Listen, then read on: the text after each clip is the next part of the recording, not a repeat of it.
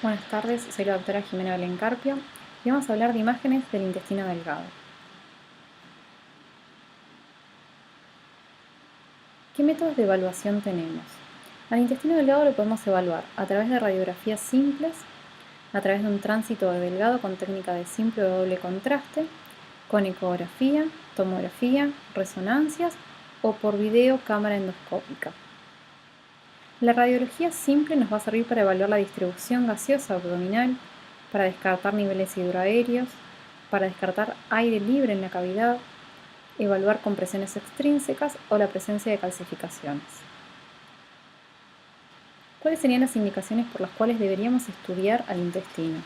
Frente a la sospecha de obstrucción intestinal, síndromes de malabsorción, enfermedad infecciosa inflamatoria como son el Crohn o la tuberculosis, para evaluar trastornos congénitos como la malrotación o la presencia del divertículo de Meckel, para ver tumores, compresiones extrínsecas o controles postquirúrgicos.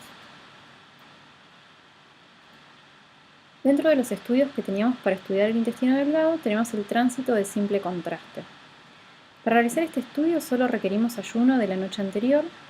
Como medio de contraste usamos el sulfato de bario y fluoroscopía, más compresión.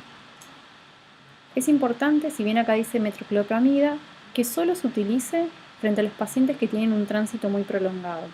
No hay que exigir el tránsito del intestino. Acá tenemos ejemplos del tránsito de simple contraste, donde le dimos el contraste al paciente y vamos a esperar justamente que progrese a través de todas las asas de yeyuno o Mendelian.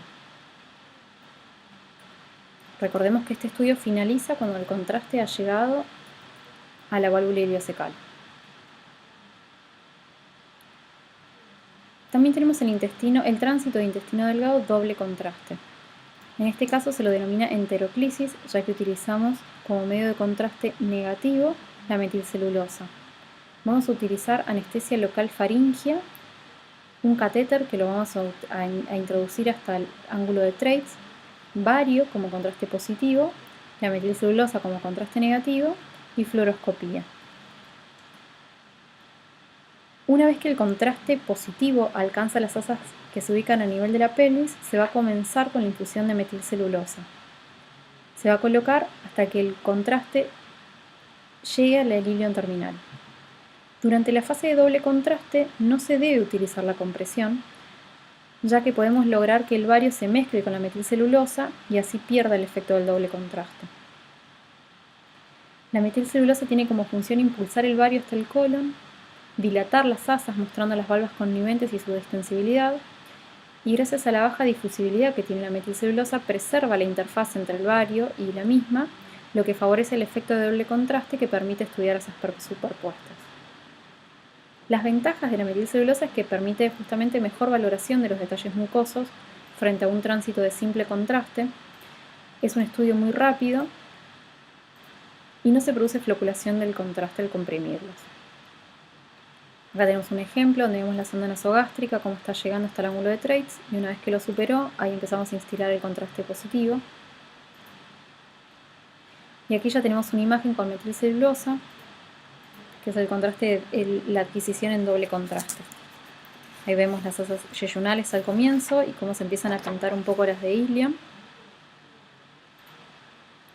Y acá ya tenemos un tránsito terminado en doble contraste, con el marco colónico casi pintado. ¿Cuáles son los criterios de normalidad? Debemos ver el espesor y la disposición de las válvulas conniventes, el número de pliegues, la altura de los pliegues, el diámetro de la luz y el espesor de la pared. Sí, acá están los ejemplos.